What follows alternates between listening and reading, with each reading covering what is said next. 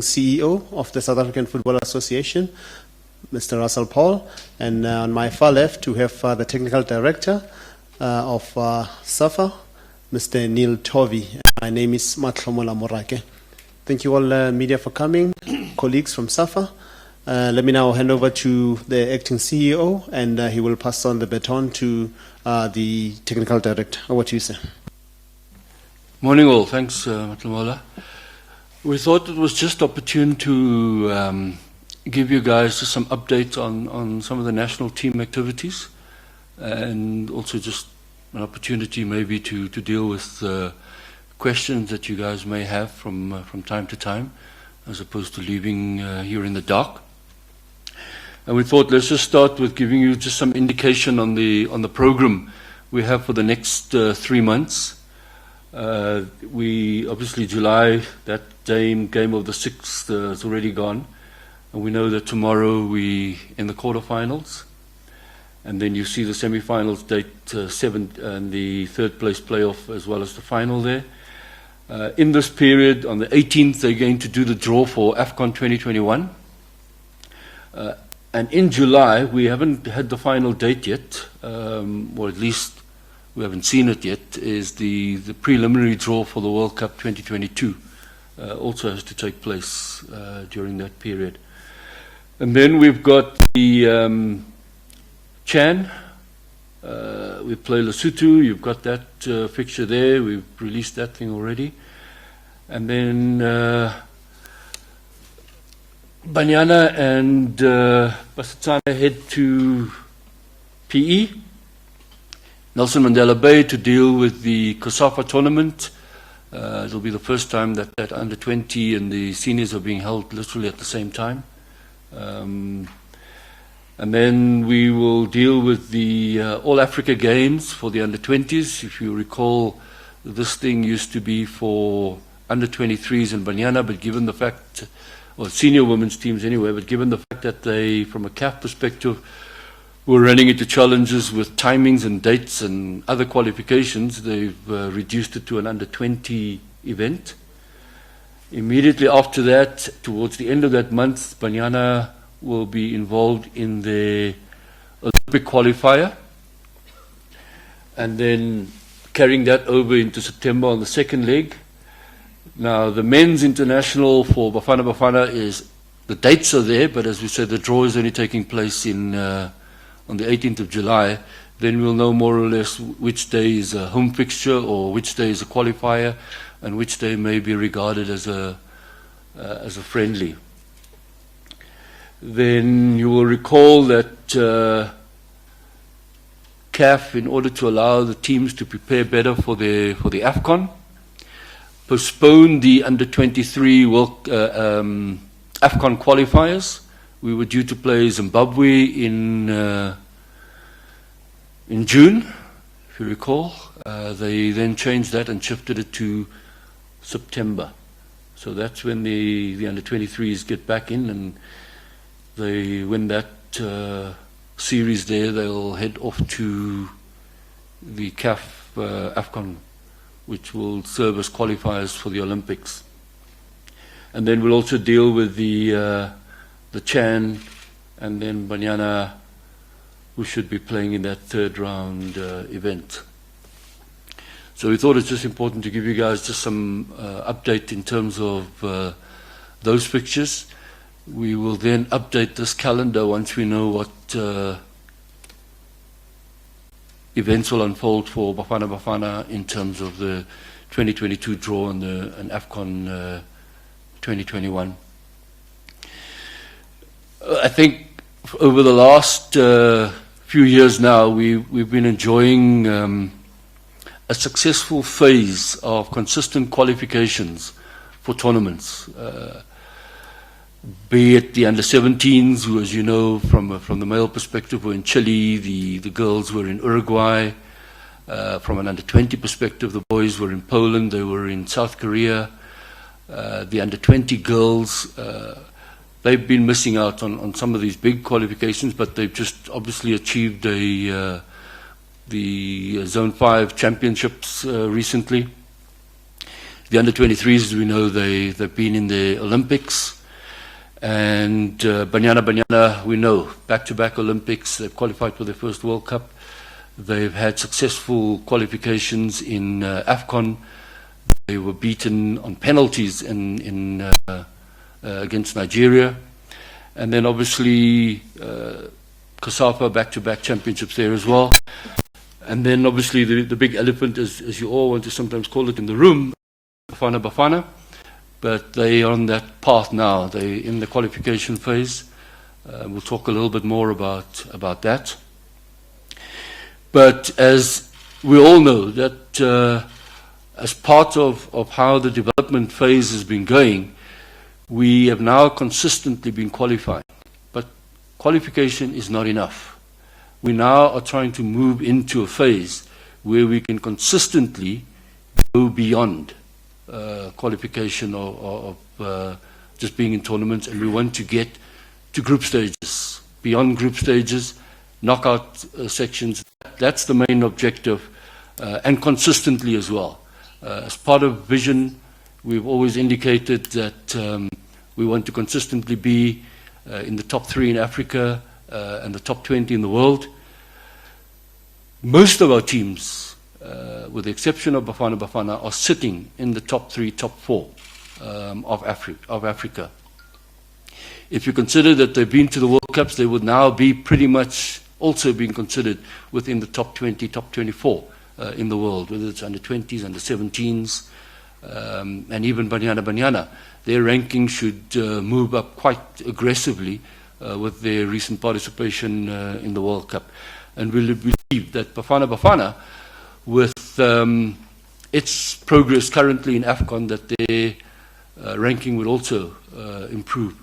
The challenge, as you would have seen, some of you may have seen the pots that have been released for the draw that takes place on the 18th. We're sitting in pot 2, with the top 12 guys sitting in pot 1. It's not necessarily on the screen, but I'm sure that you would have seen CAF release that. So we're sitting in pot 2, and there's a pot 3 and a pot 4 and a pot 5 as well. So we're still sitting in the top level of that. Now, just the other aspect that we talk about on national teams, it's also just important within the context of a South African environment that we need to understand that football in the world is the only sport in general where people have to qualify. There are no teams that gain automatic qualification into any tournament other than the host country.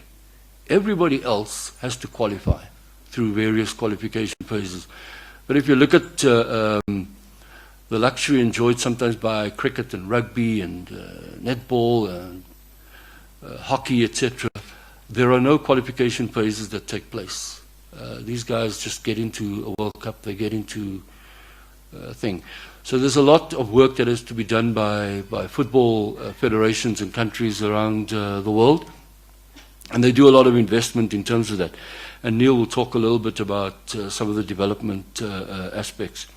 So what is our objective is that we now need to build towards our next Afcons and our next World Cups, because we are now entering the next phase again for all levels, both the under-17s, under-20s, and I'm talking both male and female, under-23s from an Olympic perspective, as well as dealing with Bafana Bafana and Bafana Bafana. You know, Bafana Bafana's next assault, besides COSAFA, would be dealing with the Olympic qualifiers and then obviously the World Cup for 2023.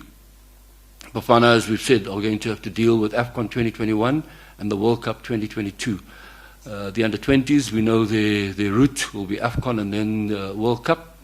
And the under-23s, we've spoken about that already. And we're trying to do things differently for the under-23s, which will also give you a little insight. So post this phase of the various qualifications and the various World Cups and the various Afcons, we plan to hold a technical forum immediately after Afcon, where we're looking to invite the various stakeholders, role players, etc., into that. And this will be after we've received all the reports of the various teams from under-17 to under-20, under-23s, who will still be in progress though, but we'll get an interim report. Banyana's report is due now. The under-20 report we've received for the under-20 team. And then we'll obviously get the report ideally after the 18th, 19th of July for Bafana Bafana from Stuart Baxter. This will then be analysed by the technical committee, and then we will hold a technical forum to just plan and deal with ways of how we can fast-track some of our activities that we are doing. And Neil, again, will talk a little bit around that. So then, once the technical committee, as I say, have analysed those stuff, we'll then go into that technical evaluation. So before I go any further with some of the last parts, Neil? Yeah, thank you, CEO. All protocol observed. Good to see some media. Happier faces than there were last week. Yeah, just on terms of from the technical side, we've been talking for a while now that we need to take our teams to the next level. How we do it and what are the parameters around what is needed for the teams to just get into those knockout stages of major competitions is something that we're going to need to address, as the CEO said. Now that we've had consistency and huge consistency in our national teams qualifying, how can we take it to the next level, which is very, very important for the association. And we haven't just thought about it now. We've been in a while thinking about how we can take it to the next level. But it comes from a bigger picture, not just creating a small group of technical people to come out with all the answers. It also needs to come out with areas where we need to advance our game holistically throughout the country. And that's why we've embarked with provincial technical officers that are now being employed and deployed in the provinces. Just a little bit of background for you guys on the provincial technical officers that we have. We have 18 provincial technical officers. There's 9 provinces, so it's 2 in each province. That's been a man and a woman. And not necessarily that the man in the province will look after men's football and the woman will look after women's football. No. They will both be working together across all aspects of the game. But obviously when you do have a woman in the province, it gives and highlights more attention to women's football and to girls' football in the province and in the regions and in the LFAs. So those PTOs have been in place for just over a year now, and their primary function is to assist with coach education programs in the province, into creating structures within competition with leagues, strength versus strength leagues and the likes, together with creating elite programs for better players to come into programs that will add better quality to our national teams, and that's where I'm coming from now. We'll add better quality to our junior national teams and under 17s, 20, and create a bigger pool with players going into emerging talent centres, then into football-focused schools, which are football-focused schools are like academies, and then obviously produce a better product for our national teams. So out of that, what's also happened is that the selection process for interprovincial tournaments, they've set up technical committees in the provinces, will then create a better opportunity to have better selection processes in the provinces for interprovincial tournaments, for where a large number of scouts from PSL teams and other teams are at those interprovincial tournaments, scouting players for their junior teams. Coming back to the CEO's comment with how we're going to get it with regards to the technical platform that we want to bring about, and discussions which will encompass all areas, the amateur side of the game in the country, and obviously PSL coaches and technical people and sports science people. So we want to get a group of really knowledgeable people to come together and discuss how we're going to take the game to the next level in terms of group into the knockout stages of major competitions.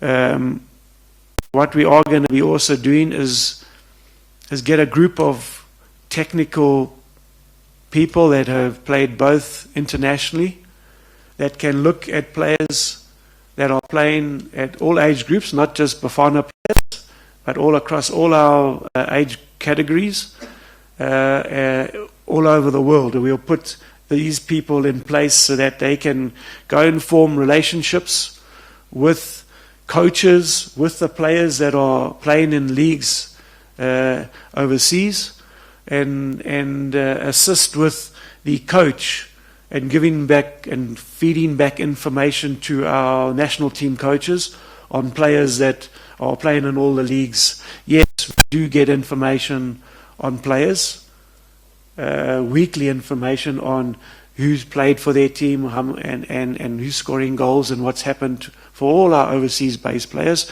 But we want to go more in depth and take people with technical knowledge to form these bonds overseas so that we can come back with more informed process for our coaches. And at times those coaches will go with this group of technical persons. And that won't be done just from an overseas perspective. It will also be done from a local perspective, where we can have a group here in the country that is giving continuous feedback to our coaches on players that are playing in our country and across all levels and spectrums, from the SAB League to the ABC and obviously the NFD and the PSL in that regard as well. So it's important that we cover that aspect and get a think tank how we're going to take the game further and take our teams into the next stages, because a lot of it is not necessarily just our technical ability. A lot of it's our mental ability. I believe it's the big game moments, and I can associate with those big game moments with the Bafana team at this moment in time, how they won the big game moments against Egypt, and they did them pretty well, and limited the moments, that the big game moments for Egypt. And that's how you win tournaments. That's how you progress in tournaments, by limiting that time that your opponents have those big game moments. I can even relate to the cricket. And we do relate to the cricket, where we dropped catches, we missed run-outs, where we even got a person out but don't even appeal. And that can change perspectives, because international level is such a fine level. The teams that are winning and going and progressing are winning those big game moments. Happens at Wimbledon as well. Tennis players have to win the big game moments. So we're going to look how we can get that better collective knowledge together to inform our players, to create knowledge around our players for those big name moments. And it even will come, hopefully there'll be a ripple effect in the PSL, where we'll have a higher mental capacity in the PSL with our players, because we would have touched those players in our programs so that the PSL can become better mentally, because I see a lot of areas in the PSL where we can improve our mental approach to the game. And this is across all spectrums. When I talk about this, I'm also talking for our ladies, how we can bring a better mental capacity for our ladies in how we're going to get them to the next stage, how we're going to progress with the National League, and to get those players that are now having to come from training twice a week to training full-time, how they're going to have to cater for it, and which will do wonders for our national team in terms of, because the fitter player you have, the mental, it's amazing how your fitter player, more mentally tuned he can become. So I don't want to talk for too long, but I'll now hand over. But I just touched on, and I don't think I've left anything out.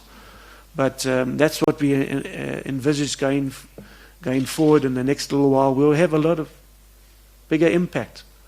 How we can make more impact from the mental capacity of our players as well. So thank you. Thank you, Neil. Yeah, I think it's just an issue on when we're dealing with the development and the grassroots aspect, is that we just want to continue building on the stuff that's happening down at the local football associations, that is happening at the regions, where you are having weekly, I mean, the guys are playing there weekly. And as Neil's saying, we're talking about bringing or expanding the technical study group at that level, so that we can consistently and continuously get that feedback to coaches to kind of help them. You remember that's how a lot of those aspects unfolded, dealing with the Amagluglu side. People went around. We will continue with that process, and that's why the PTOs have been introduced over the last 18 months or so.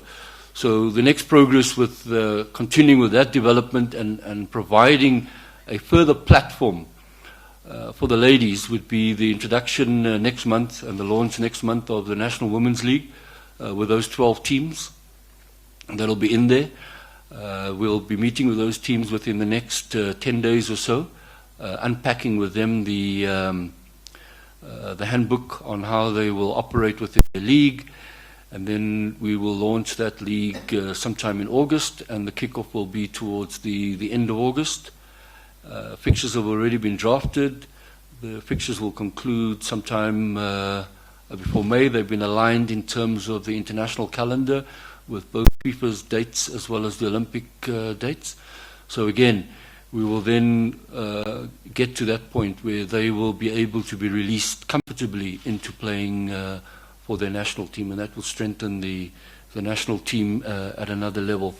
And I think what what we are trying to continue with that progress, with ensuring that players like the Luther Singhs, the Lyle Fosters, and the Froslers, etc., are following in the same path, as Neil will recall, dealing with the McCarthys and the Augustines and Carnells, etc., Benny McCarthys, who all came through. When we're talking about the mental capacity and we're talking about that steel, it's guys who've been coming through under 17, under 20, under 23 ranks, and by the time they get to the senior national team, they are well schooled in the rigors of international football.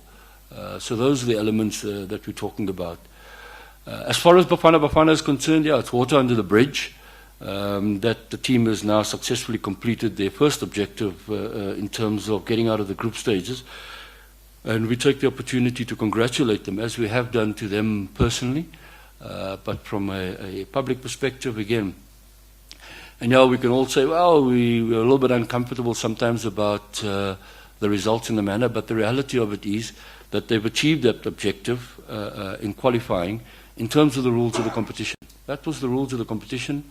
The top two teams go through, and the best third place teams, four of the best third place teams go through. They achieved that objective. So we were very thankful for the words of encouragement that the players received from the state president, Honourable State President, and the Minister of Sport, which called upon the nation to rally behind the players in this time. It was very encouraging that those messages got through there.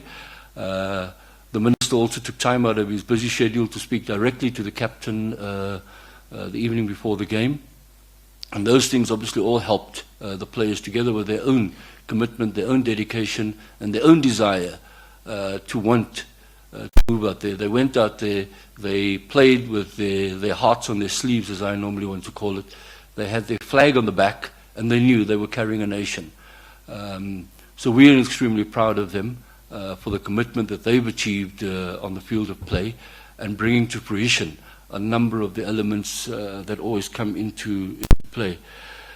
They now need to move on, as we've been saying and discussing with them over the period of time, long before they moved off into Cairo, that we have to deal with it on a match-by-match basis. And that's exactly what they're dealing with it.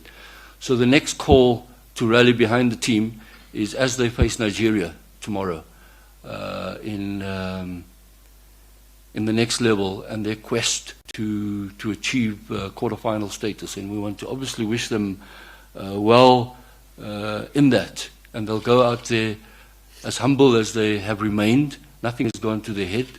They're pretty humble about their achievement, but they also know the joy that they brought to a nation that we've been struggling, both on the field of play regarding national teams in general. And it was very rewarding that we find our national cricket team having beaten Australia on the same day, and everybody was happy. And that's exactly what we want to try and bring through. And they know, I think sportsmen know, that they carry a heavy burden on their shoulders for national pride. So we have a proud record against Nigeria over the last 3 or 4 years. We're unbeaten against Nigeria, and in fact we have the upper hand with our last victory, which came from Coach Stuart Baxter, the 2-0 victory. I think it was Abuja not Abuja, in Uyo, that we beat them in Afcon as well. So we just again want to take the opportunity to wish the team, the coach, the staff well in their quest. And we know that you guys, again, as media, as you've been punting them very well and wishing them well and saying that they're playing the brand of football that you want.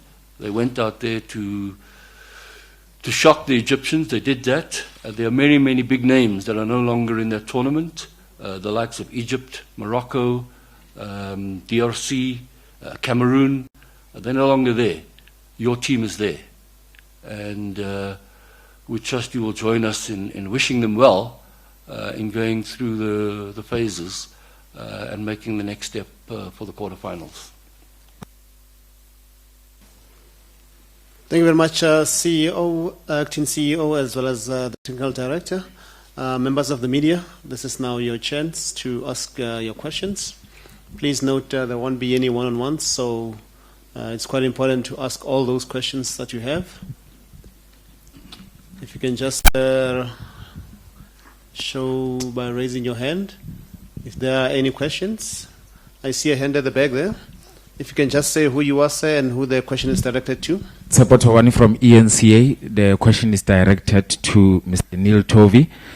Neil, just touching on your point about big moments and the mental aspect, I mean, looking ahead of the game against Nigeria, looking at before Bafana Bafana played against Egypt, there was a lot of doubt. The belief was not there from the public. Am I right to say there was sort of like less pressure for them, where the expectations before Egypt were not too high? Now you coming, they've now raised the expectations. It's a big pressure moments. Everyone expects them to do well. How do you, as a player, try to channel yourselves in a short space of time? Yeah, thank you for the question. I don't think coming into the tournament is a small moment. I think you have to treat every game as though it's your cup final. Even if you want to relate back to the group stages, you couldn't treat anyone, Namibia or Cote d'Ivoire or Morocco, any smaller than one another, any smaller teams or lesser teams. And to coming back to your question, if I understand it correctly, you're saying to me, as soon as we had a big game, then we reacted. Well, was the first game of the African Cup of Nations against Cote d'Ivoire not big? So you've got to kind of expect that put into your head, and then you're relating back to me as a player in terms of that I'd like to have treated every game as though it was my last. And that's how you've got to build up to think that it's going to be your loss, so you've got to give it your all. There's no holding back. And I'm glad that we showed ourselves, because it looked like we needed to be unshackled. We were really constricting ourselves, and it was so good to say, oh, whatever happens now, and no one expects anything. But that's how it should be for every match. Let's go out there and do play with the South African flair that we know we can play with, and the guile and the creativity that we can play with within the conforms of a really well organized team. And we can beat anybody at this tournament. We can absolutely beat anybody. And I mentioned that well in advance of this tournament, not before the Egypt one. I've been talking about us winning for a long time if we can come with that same approach. And so go into it. They have to go into it as again, nothing to lose. Nigeria, the powerhouses, go out there. But you always got to give your opponents respect. But don't think that they are any far superior to us, to our players, than not at all. The record even speaks for itself in the last little while, how we have now raised the game in terms of performances against Nigeria. So mentality is key, but it's still going to have those key components and key moments in the game. We have to do extremely well. And that's what we did well against Egypt.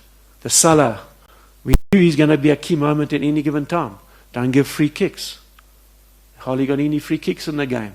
And it's those moments, and when we do get them, keep the ball, keep possession, keep it ticking over, and if you lose it, so what? Make mistakes. Go out there, make mistakes, because then you know you're involved in the game. If you're not making mistakes, you're not involved in the game, because the game's about mistakes. But I'm not talking about major mistakes at the back. I'm talking about trying those passes to penetrate. If it doesn't come off, regroup. But the players know what they have to do. They are there. I'm sure they've got so much encouragement from the last result against Egypt to say, if I was there, one thing I'd say to them, relate back to how happy you were at the 90th minute against Egypt. Relate back to the happiness that you were after the match. And do it again. Do it again. Thanks. I see a hand here, yeah? Morning. My question is to Russell. I see the under-20s are going to be busy in the next couple of months. Who coaches them? And also just help me to refresh my memory with regard to Bafana and the money story. If they win tomorrow, how much do they get? And to Neil... Let's hold on to... We'll come back to Neil. Yeah, the under-20s, we attempting to finalize that. As you know, the coach had a contract till the end of the World Cup. That was concluded. His report is now with the technical committee. They will review that, and then they will give us some recommendations on that. So hopefully we'll try and do something one way or the other by the end of next week. That's our target. If we miss it by a day or two, don't hold us to it.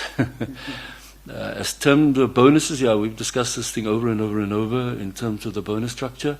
The players, I think they win this one, if I remember correctly, will probably be on about R500,000 in total. It's a cumulative. Yeah, thereabouts, yeah. I mean, if they win Afcon, which is obviously their desire, it's 920,000. I see a hand at the back. 9 times the amount I got when I won. I'll come back to you with Neil's question. Yes, sir? Colin Hans, Northwest FM. Neil, it's to you, because we watched women football as in the World Cup, and one thing that stands out is that if there's no mixture of experience, and the young ones will forever be walkovers. So I just want to check as far as development is concerned, because by now I thought Portia Modise would have played the last World Cup. The Amandas would have played and have this wonderful mix because of you saw it happening with the World Cup. So I just want to check, do we retire young girls, or is it part of the system to say Portia must be retired? Because it's not according to, she didn't want to retire, according to what we hear, and she was just retired by Safa. And we saw what happened in the even under 17, under 20s, we become walkovers. Why can't we have a mix of experience and young people? I think it was directed to me. Yes. At the last World Cup, I mean, we had girls there with over 150 caps, over 100 caps, loads of caps, and we had girls there that were at their first tournament. So I'm sure that answers your question, that in light of bringing an experienced team to the World Cup, Banyana I'm talking about, there was loads of experience at that tournament. No one tells anybody they have to retire. It's up to the individual coach at that time to say, okay, I'm choosing you, whether you've got 1 cap, whether you've got 100 caps. I didn't choose to retire for Bafana. So it's the same. The coaches come in, and they'll, if you are still performing, they will choose you. They still think you've got a role to play in the team. They'll choose you. So I think our mix of experience and youth has been greatly emphasized with Banyana. Given the fact that what I've just explained, they've got wealth of experience in that team. They've been playing for years. And we used 1 or 2 players that played at the Under-17 World Cup. So, and we've brought them through, and that will be a continuous process. A lot of the Under-20 players coming through and creating tournaments, and there'll be also the opportunity with the COSAFA Cups and that alone to have a look at a few more players that we can bring into the fold, which the COSAFA Cup does. Helps us bring players through, both men and women, when we play those tournaments, through to get experience to play against in the international fold. And but it's all up to the coach, who she selects or who he selects going forward. I'm talking about obviously both teams. So how we, even one competition, you might say, okay, I wouldn't want to bring back my more established players from China or wherever. We can use local and see how they fit in with the national structure. So that's ongoing. See your hand at the back there. So, Neil Tovey from ENCA. Mr. Paul, you speak about the Women's League starting towards the end of August. I just want to find out, in the past when we spoke to the president, he'd spoken about launching it on the 9th of August. So do we know why there's now a bit of a delay in that? And we've spoken to you in the past as well about the financial challenges of attracting sponsorship for the Women's League. So how is Safa addressing that now, given that you are confirming or committing to having that league go ahead next month? Okay, it's not a contradictory thing, but there's a difference between the launch and starting the league. The launch is you bring everybody around a table and you announce the league. So that was basically what we were talking about originally, ideally as close as possible to the 9th. We looked at the fixture dates, and we tried to align that. We needed 22 fixtures, 22 dates, etc., and we needed a couple to deal with the knockouts. So we basically repositioned them in that. There is also a potential announcement that we will make shortly around similar thing on women in football. There's a possibility of dealing with a little workshop, a conference, etc., that we want to do. So we're trying to coordinate those things to line up. Regarding the financial situation, yes, it still remains pretty tight regarding sponsorship for the league. We are talking to a few people who are showing keen interest in that, and we will continue pursuing that. But as we said, whatever happens, the league will kick off in the month of August, celebrating Women's Month. Let's move to the other side of the room. Yes, sir. Humulemo from the Sowetan. Question for Neil. If we put the win against Egypt aside, the coach has come under some criticism for his the way he chooses his substitutions, and in attack as well, his reluctance to play a player like Lodge. As technically someone who is his line manager, are these things addressed with him? What do you make of those criticism of sort of his weaknesses from a technical aspect? And for Russell, can we come back to that? Okay, Neil. Yeah, if I had to ask every single one of you in the room, and I was sitting with you and you're watching the match behind me, live, what substitution would you make now? I don't think all of you would come to an agreement. Or how would you play the team selection? No, it's not my duty to tell them who to play. Yes, We will discuss areas and after tournaments and the likes. But he's got a strong enough technical brain. He's got a strong enough technical team around him to inform him of who must play, who mustn't play, or who's looking good at training. Even the goalkeeping has come under discussion points. You know, and his choices, I don't think anybody expected Ronwin to play in the first match, given Keith's performance against Libya. So, yes, as Will said, you might think he's technically inept. I don't think so. But we all have our own choices about players and their qualities that they will add for the team. So that's ultimately why the coach is the coach, because he needs to make those critical decisions. And whilst he can make decisions and have game plans, it also still needs the players to carry them out within the confines of the match. So yes, he has to make the decision. I will not get on and tell him what to do. Certainly, I'm not there. Otherwise, just now I keep telling him what to do, and you tell me I'm a wannabe coach. That's where you'll turn it around and say, no, why is a technical director telling the coach what to do? Does he want to coach a team? So I think, you know, they've got a very, very strong technical team there to make those decisions.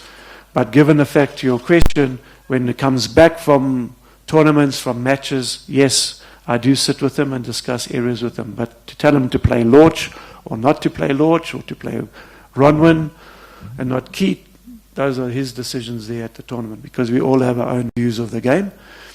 Yes, views about how we've played the initial games to how we played against Egypt.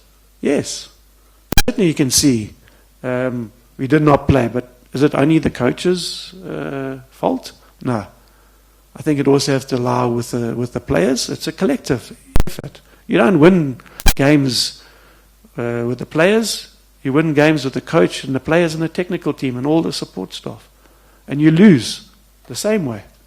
And that's how football is. That's how football is. Do you still have the mic? Yep. Question for Russell. Leading up to this tournament, you know, we've seen all the challenges from being unable to secure a friendly, to the team flying out on a different day that it was supposed to. Can you just tell us about, in the background, how much of a how much has it been a challenge, you know, leading up to this Afcon? What are some of the things that we don't know that you know, you had to go through leading up to this? Yeah, we always say that sometimes things that you don't know is best left where they are, but then at the same time, it's something I said to some of the journalists when before we started, that it's our view to give you as much information as we can, because the information is knowledge, and if we don't give you information, then you tend to try and find out your own way, and then you get one side of the story, etc., and so be it. The reality is that we prepared as best as we can according to a program or a plan that the coach had given us. There were 2 games that were requested in terms of the preparation. The one was Ghana, and then the second one that we confirmed, as we said before, and we've made this public already, was against Angola. They had sat down with the Angolans the night before the game, the last training match, and the Angolans had agreed. Everything was sorted, and we'd written deals, everything was done. Only for the Angolans to arrive back in their team base, and I think it was an hour later they called back to say no, they've decided not to play the game, and their reason for not playing the game is that they'd been there longer than Bafana had been in Egypt, and they were unable to train. They still hadn't trained up till that day, and they hadn't had training facilities. So we accepted that. That's part of tournament preparations, and I think the team put it behind them. And they proceeded. The coach came up with another method to get his players ready, and he succeeded in that kind of thing. The issue regarding the flight challenges, those are stuff that we're dealing with, and it happens quite often, where you get some some late changes, airlines overbook, etc. And on the other hand, we announced our squad on the Sunday, and the players were leaving on the Monday. So there were one or two challenges in terms of getting the right number of seats. But that again is water under the bridge. It was resolved. The players all got there on time. They all dealt with the manner in which they had, so nothing was left astray. I think it's how we tend to deal with these. I think if you want to deal with, you can put the best mode plans in. And I mean, I travelled with the team to to Tunisia when we played Libya. Everything was in place. Every single matter was dealt with.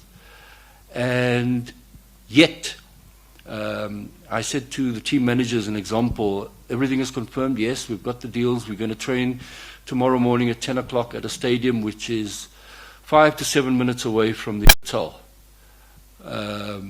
My own experience, my own knowledge of traveling around Africa is you leave nothing to chance. So what happened? Went there. I sat there for an hour. I was there from about 7:30. We were only training at 10, but I was there at 7:30. That stadium was locked. Nobody could be found.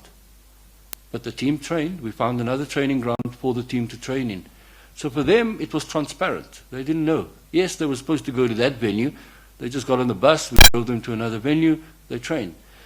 The same thing happened in another stadium. Okay, when we got there, the door was also locked. Eventually, we did what we needed to do. It cost me $100 for a new lock, but we trained. And we were training. If you go and see the video that was broadcast on television, the team was training their last training session. They were also told, no, you guys have to leave the training field. You have to go to another field. And we said, why? So we went with them. I went with them. The team continued training. And I went and I asked them to show me another field, which took a half an hour. By the time we finished inspecting that field and rejecting it, the team was finished training. So the team knew nothing. So it's those things which you say you don't know about. Now, those are realities, and the team managers here that will be able to give you many, many, many other stories around how these things happen. And you know, when teams come around you, we have to give them respect, and we expect the same from their side.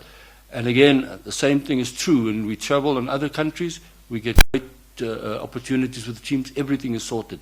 So it's a kind of win-win scenario in this.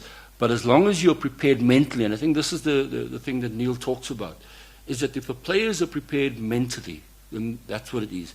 I've said this before, that I took my hat off to Coach Pizzo in how he prepared his team when they won the Champions League. They went out to stay in hotels, call it hotels, they're not even hotels, in Zambia, Zimbabwe, etc., with broken windows, where the beds weren't good bedding on. And he said to the players, this is it. This is how you got to prepare. And they prepared, and they did exceptionally well, because there was no expectation of going into a Holiday Inn and a garden court as we know it, or a Monte Casino, etc. They were mentally prepared to deal with the rigors of what to expect in another venue. Sorry, can I just add on that? And the team has been in camp since end of May. So we're now in July. So I mean, they've been together for a long time now, you know. And so there's a lot of measures that have been put in place, and for them to go along on this journey and train at temperatures that were most similar to Egypt, and the temperatures that they had, you know. So yeah. I think we just got to start looking for positives instead of negatives all the time. Russell, these new plans that you are giving us now, are they an indirect admission that Vision 2022 it has failed, or this is part of it? And then to you, Neil, Nathan Paulser has written an open letter to Safa, pretty much just criticizing everything that you guys as officials, you must not take credit for what Bafana did against Egypt. And you know, I have the letter on my phone if you want to read, but it's pretty much just attacking everyone. Do you guys want to dignify that letter with a response, or you just want to leave it? Vision 2022 is still alive, and it will remain alive. But I mean, any vision, that thing currently says 2022. It's around the corner. So we have to upgrade as we're going along. And that's exactly what we're trying to do. But if you go back into Vision 2022 and you look at the technical aspects, you look at those, we said we want to be in the top 3 in Africa. We want to be in the top 20 in the world consistently. Now, as we've said, for just about every team barring Bafana Bafana, we are in the top 3 consistently on the African continent. With our qualifications for World Cups, our qualifications for the Olympics, we are also in the top level of top 20 teams at least, or 24 if you want to debate that issue in terms of the number of teams that have qualified for World Cup. We have to be regarded as those teams. Look at the number of teams that have not qualified for the World Cup. We are a young, proud, democratic nation of just a few years that we have been in. You can't deal with football that was played in 1957 in South Africa because it was under different circumstances. We are pretty young in terms of this environment, and our achievements are far greater than other countries that have been at this thing for ages. I mean, a typical example is, how long has Morocco been around? They won the African Cup of Nations once in 1976. Cote d'Ivoire have won it twice. What's it, 2012 and 2015? Okay? Now, these are well-schooled countries that have got all their systems played behind them and have been developed. Now, yes, we're continuously talking about developing, and we've said we need to stop talking about that kind of development at the international level because we've been at this game for a long time now in our own minds, and we need to move in.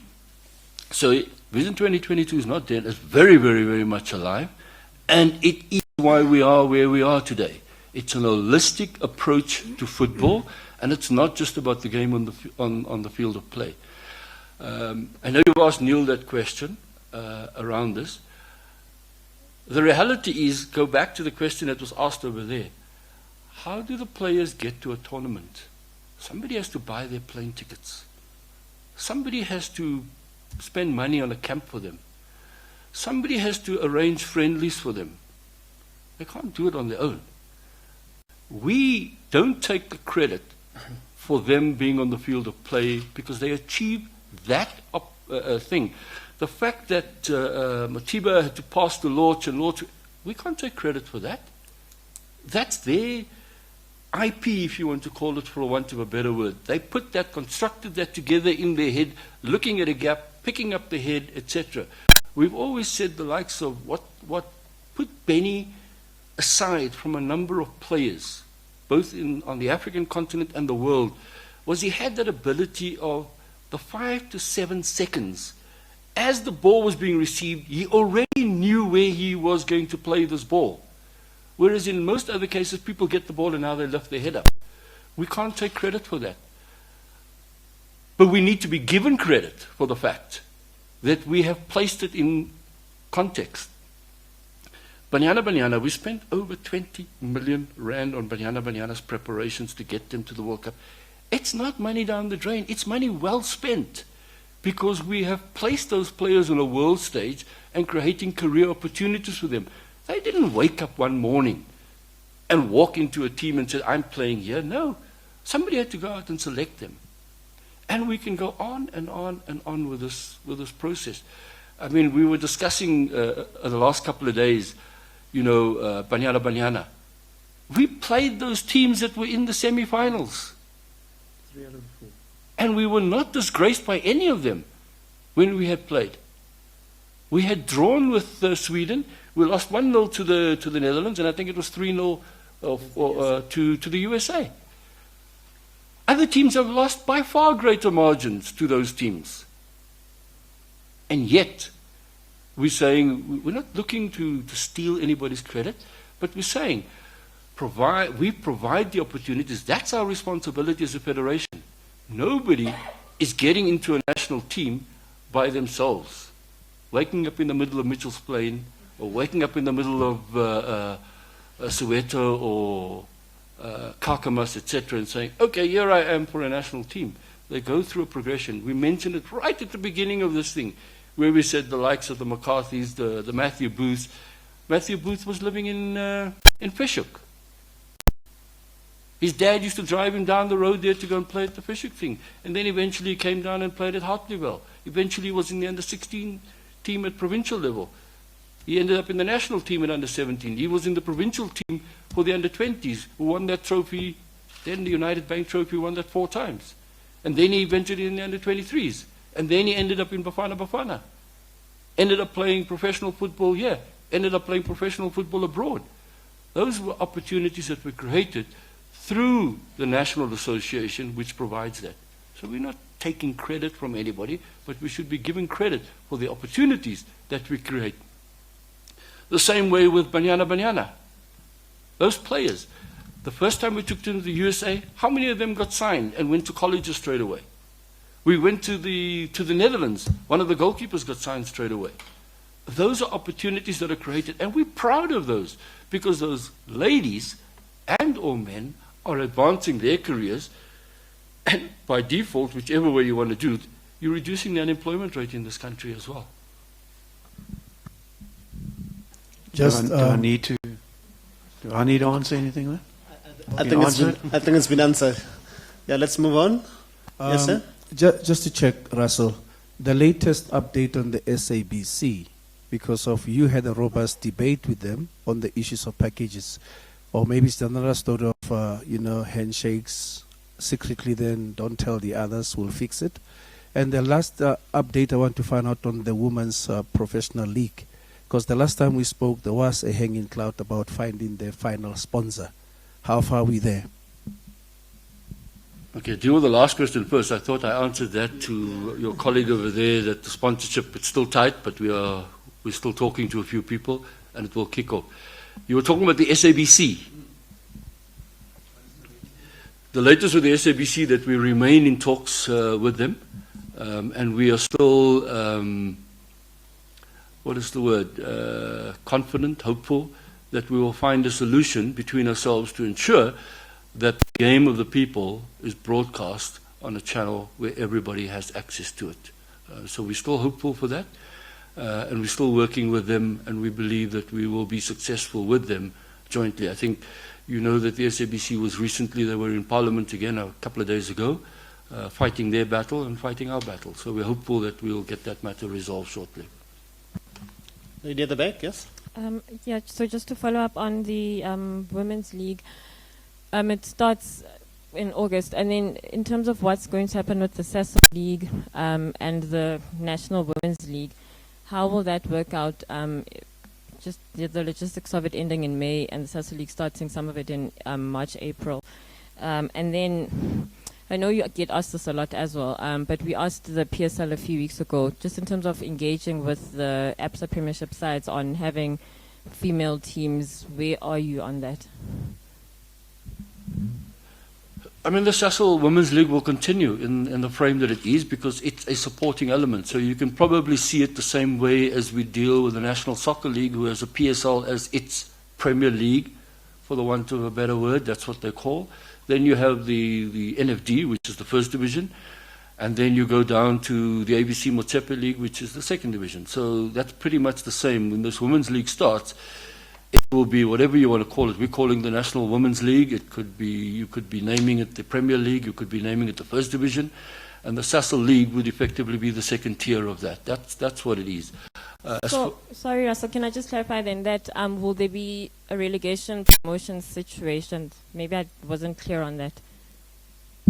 Yeah, that question is a different one. Yeah, as far as promotion and relegation, yes, if you remember, we said at some stage that for the first 2 years, and this is still a little bit under discussion, but it's at least for the first year guaranteed, and more than likely even the second year, there will be no promotion and no relegation.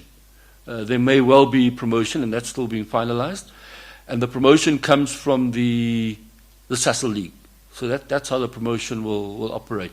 So we're just fine-tuning those things, hence we said we'll have the meeting with the teams within the next 14 days to give them an update on how that thing will unfold. And why we said no relegation, again, is just to provide some stability in the league, because they're going to have to find their feet. I think, as Neil said in his thing, it's a big jump from training maybe on a Tuesday only to now suddenly being told to train Monday, Wednesday, Friday, or every single day in that level. And your other question around NSL teams having women's teams, obviously we will encourage that. And that will change the entire flavor. I mean, Bloemfontein Celtic have done that, Mamelodi Sundowns have done that, and I think you see this as a world trend across the big leagues in the country. And why does it help? Because they have the financial muscle to be able to support those teams. So we would encourage that to happen. And the more often they do it, I think it will strengthen our league, and it will strengthen opportunity. I think we can only see the betterment of Banyana when you see our players that are playing abroad and coming into the team and bringing that experience in, and it rubbing off on the other players. Can I add on that? Can I add?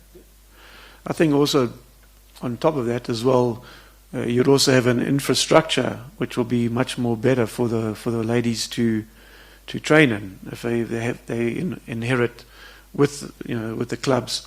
And then there's also a lot more hype, if there's that synergy between the ladies team, like Mamelodi ladies or Bloemfontein Celtic ladies, and so the support and the game can grow quicker that way as well.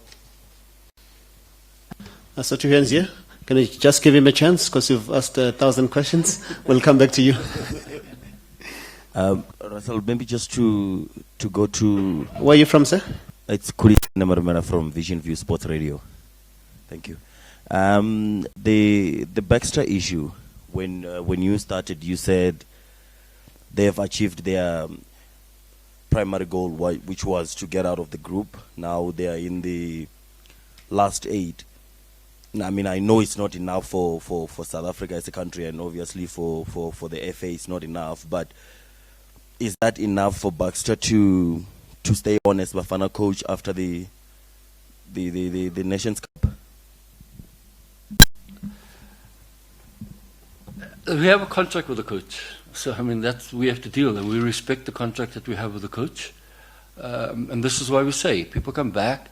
There's a review. We get a report from a coach. We review. We see what it has, and then we see. And Neil said that as well in his own words, that there's discussion that takes place. Coach, could we have done this better? No, we couldn't have done this better. Did you think about this? Those are just discussions that take place. But we have a coach with a contract with a coach. We will respect the contract, and whether it's enough, it's never enough. As human beings, everybody's now would say no, but Bafana should be winning Afcon. I promise you, even if they win Afcon, there is still going to be somebody that says, but we lost against Côte d'Ivoire in the group stages. Or we lost against Morocco. Yeah, we lost against Morocco, but Morocco went home before us. Egypt won all 3 games in the group stages. They also at home. So did Morocco. They also won all 3 games. They also gone home. So was it enough? I don't know. I think we're proud of their achievement for now. And we will continue to remain proud of the team for what they do. Yes, sir. Okay, lastly from me, Russell. That video by Andre and Mark Fish after the Egypt game, did it breach after the Egypt match, the Egypt win? Did it breach any of your social media codes? And if it did, what are you going to do about it? Because generally, it was not well received by a lot of people here at home. It came across as being a little bit arrogant. Well, the CEO hasn't seen it, so... I must confess, I haven't seen it, so I can't make a comment. That's one of the reasons why I stay on social media. Do we have any more questions? I see a hand at the back there, sir.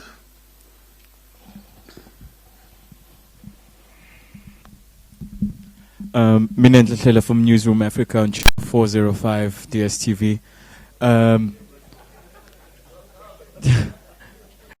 I don't know if you could go to Russell O'Neill, but you know, one of the major frustrations has been the style of football that we did play against the Ivory Coast and against Morocco, which was completely different to what we saw against Egypt.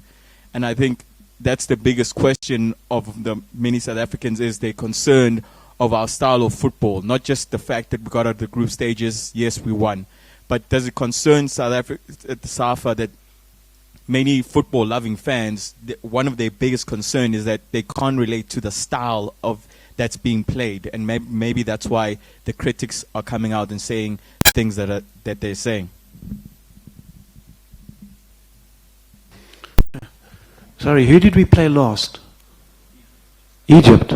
Oh, why don't you just worry about Egypt? I mean, why do you have to worry about Morocco and the rest of it now? Yes, obviously we know that the standards weren't our South African standards. The players know. The most important people here are the players themselves. They know they didn't do what they're capable of doing. And they rectified it against Egypt. So let's look for positives. Why we always want to go back to talking about Cote d'Ivoire and Morocco, because that's in the group stages. For even from a fact, we must go away from Egypt. We've got a game, Nigeria. Let's look how we're going to Nigeria. I hear your concern. It is a concern that how we can go not having a shot at goal to then the performance. Yes, there are worrying aspects. But you're going to get worrying aspects in all the matches. There's seldom do you get an aspect in a match and around where there's not going to be concerns in some facet of play. Whether it's set pieces defensively or attacking, we're going to get that. So I think you've got to look at the players themselves know. They know above anyone whether they've produced on the day or not. And that's when I was discussing it earlier, that the players realized themselves that they were playing with being inhibited, being shackled, and they realized they needed to release that. And it's not their ability. We've never ever got to the ability of the players, questioned the ability of the players. It was a question, the mentality for them to get into that zone that they can think, we can beat anybody on our day. We can play the game of football. And that's where we got to allude to. So I think we also need to get away from the past. We need to get away from the group stages now. We're in the knockout stages. Let's look for positives. Let's look how we can even improve on our Egypt performance. Not improve on our Moroccan performance or Cote d'Ivoire performance or Namibian performance. We need to improve on our Egyptian performance if we want to go and win the tournament. So let's look for the positives in this whole aspect. And hopefully we'll see even a more improved team against Nigeria. Whether it happens, we all don't know. But I'd like to hope that it's going to happen. Because now the confidence can be so high. It's like any individual. You grow from the confidence and the positives that are surrounded around you. They've got to create that positive around me. Believe you, they're not thinking about Morocco or Cote d'Ivoire. So I don't know why we are. We are certainly not looking at that. We know what the potential of the team is, so we just got to play to our potential. And as I said earlier, go out there and perform and make mistakes. Because by making mistakes, I know you're on the ball, you're touching the ball, you're involved in the game. So that's what we want to see. We want to see them, because there are going to be mistakes made. But as I said, hopefully it's just not any near our area, penalty box and that, because those are the most crucial mistakes. But we can make mistakes there in the final third. Touch a ball, make sure we're making them. And things will happen for us. So I'd like to look at it more on a positive note, not revert back to a negative group stage performance, if you could call it that. But it's good that we're going forward.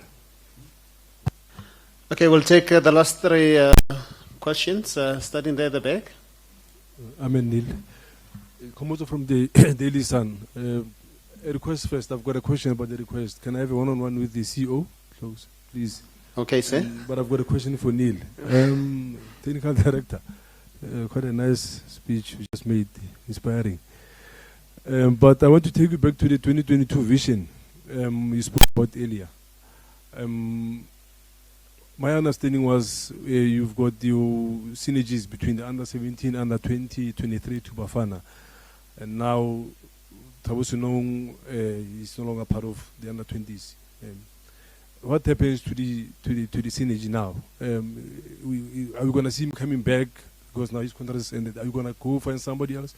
And if that's the case, what happens to the synergy? Because our understanding is that all these three coaches must work together leading up to the senior team. Are we going to see Thabo coming? Is it a matter of a contract being renewed, new terms being negotiated, and him coming back? Or are we going to go find someone outside the synergy?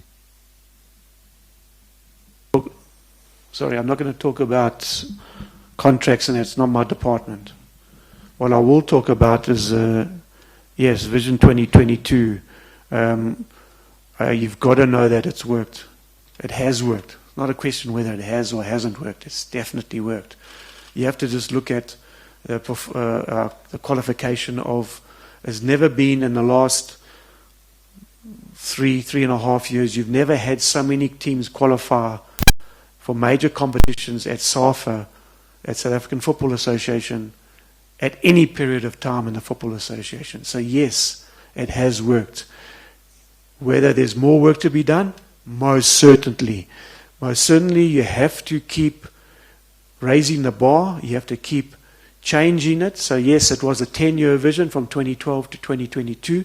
We are going to be working on to upgrade that, to bring it and to reinvent the wheel, if we could term it that, to continue with the progress that has been made, to get that. And that was what I was talking about a little bit earlier, bringing the thinking together. Coming on the synergy with the teams, coaches will always come and go. And that's the beauty about it. And I'm not talking generally about one coach, but coaches in all facets of life, from where you at the PSL, whether you're in a member association like we are now, coaches come and go. But that doesn't change the format of looking at synergy between the teams and the technical staff and the players going forward. Let's go to you, and then you'll have the last word, sir. Okay, thank you. To both of you, VAR is starting as of the quarterfinals. Your thoughts on that and how the tournament has gone without the VAR? Do you think that it will improve the officiating?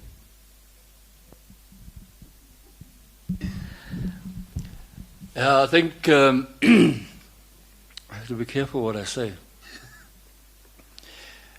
But VAR is there to stay, and it's a reality. And I think it's a mindset issue for players.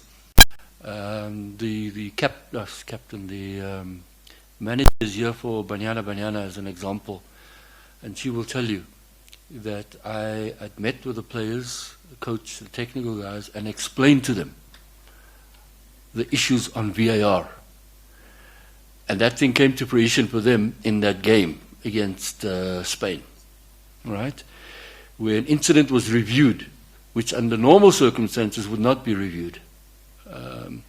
So those are a little bit of an issue. And I did discuss this with the Bafana players as well, around that, and saying to them that it's probably a little bit of a disadvantage that it comes in so late into the tournament, because if you looked at, I'm not sure which game it was, 2-3 nights ago, one of the players had stood like this and the ball was hit against their arm and everybody was looking for a penalty. I think it was the Morocco game, if I remember correctly.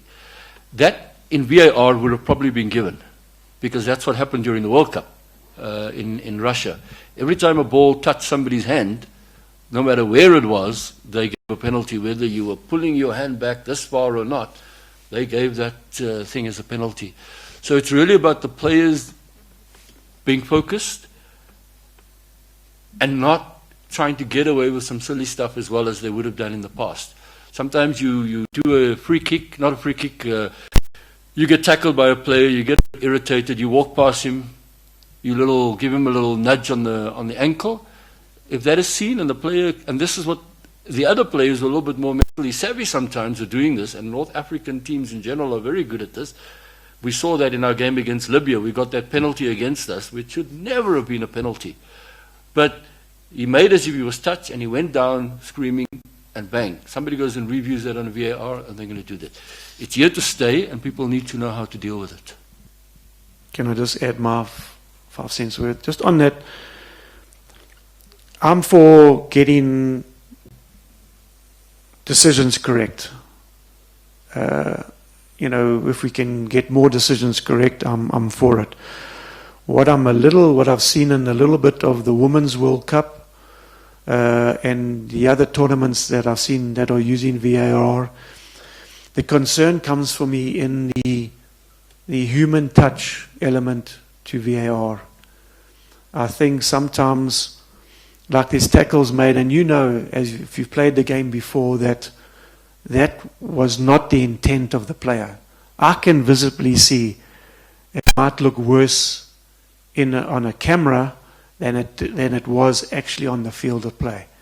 So that's my concern about VAR. Yes, we want to get more decisions correct, but my concern is, and we've been on the bad end of VAR decisions from national teams, under 20s, in the first match against Argentina where we 1-0, and they would have played on, So we end up penalty against, and we lose a man in the next moment of the incident. So we've been on the bad end in against Spain, and lost a man and lost a woman, and so it hasn't really worked for us. So hopefully in the going forward it can work for us. But I'm just talking from, we've got to be really, the players have to be a little bit sharper and more mindful of the fact that, be careful. Pulling incidents that you usually do, and as defenders or whatever, you do in a game. Without the referee seeing or without the linesman seeing, you do it. But now everybody's looking. So there has to be that really cleverness to our game now. That we've got to add a dimension into the game. And that cleverness has to come into it.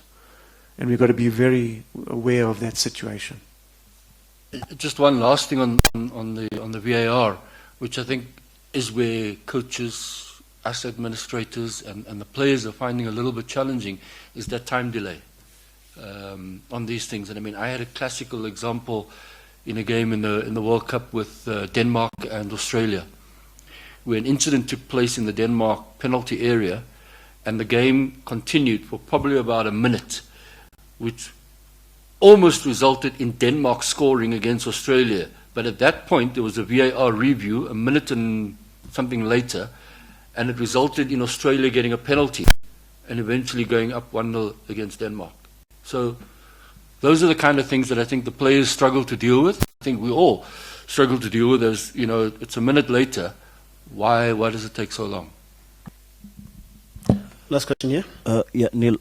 Just going back to what you were saying about the way Bafana played the first 3 games of the competition compared to Egypt. You said in the